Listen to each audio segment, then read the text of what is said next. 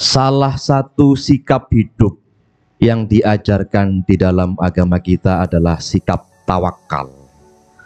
Sikap tawakal ini sikap yang sangat penting kita miliki agar hidup kita selalu tenang dan kita bisa memiliki daya tahan dan kekuatan menghadapi berbagai macam persoalan di dalam hidup. Secara etimologi atau secara kata-kata lafzon, tawakal atau tawakul artinya mewakilkan atau menyerahkan. Secara terminologi atau istislahi, tawakal itu artinya berserah diri sepenuhnya kepada Allah, pasrah terhadap apa yang telah, yang sedang maupun yang akan ditetapkan oleh Allah kepada kita sekalian. Imam Al-Ghazali rahimahullah pernah berpendapat bahwa tawakal artinya bersandar diri kepada Allah ketika menghadapi suatu kepentingan atau ketika mengalami kesulitan, yang dengan tawakal itu hati bisa merasa lebih tenang dan jiwa juga bisa merasa lebih tentram. Abu Zakaria Al-Ansari juga menyatakan bahwa sikap tawakal ini kalau diibaratkan seperti kita punya kemantapan hati telah menyerahkan suatu urusan kepada orang yang kita percaya. Mantap hati kita.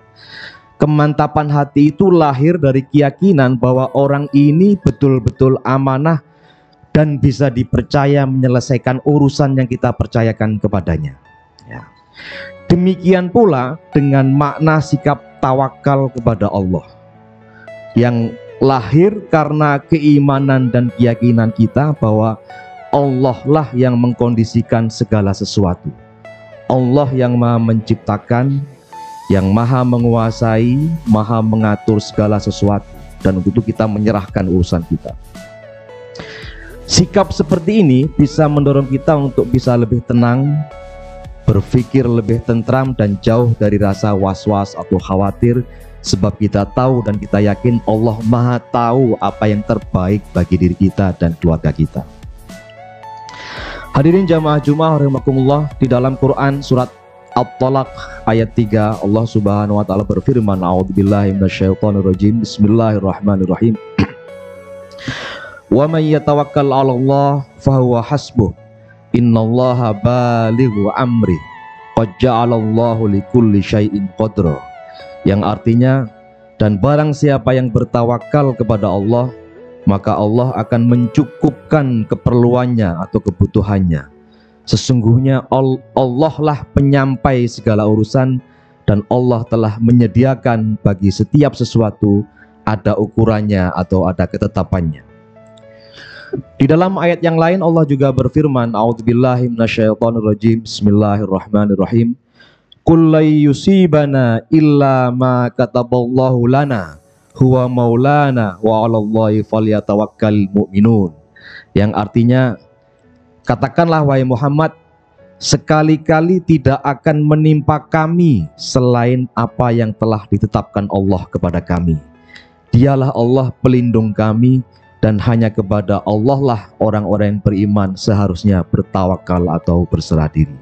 Quran surat At-Taubah ayat 51.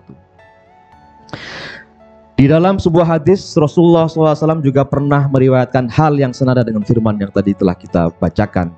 Beliau berfirman, "Lau annakum kuntum tawakkaluna 'alallahi haqqa tawakkulih la ruziktum kama yurzaqut thayru taghdu khisahimason wa taruhu bitanan."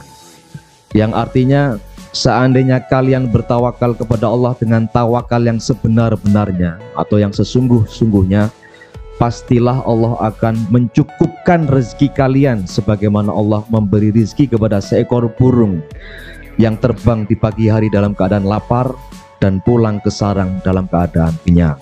Hadis Hasan riwayat Imam Tirmidzi.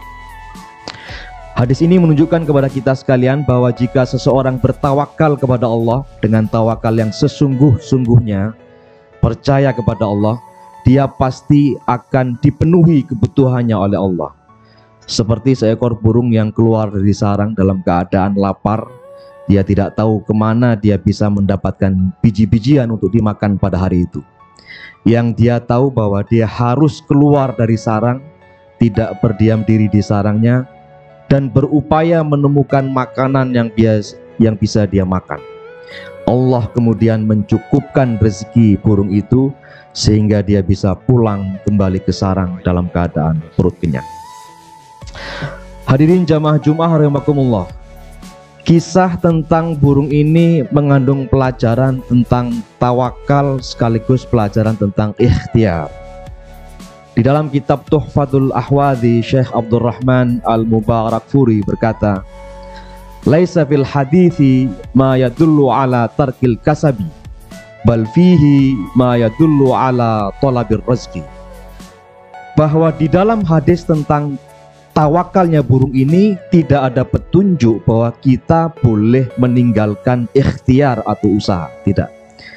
Justru sebaliknya, hadis ini menunjukkan kepada kita sekalian tentang pentingnya sikap ikhtiar yang disertai dengan tawakal atau pasrah berserah diri kepada Allah Subhanahu wa taala.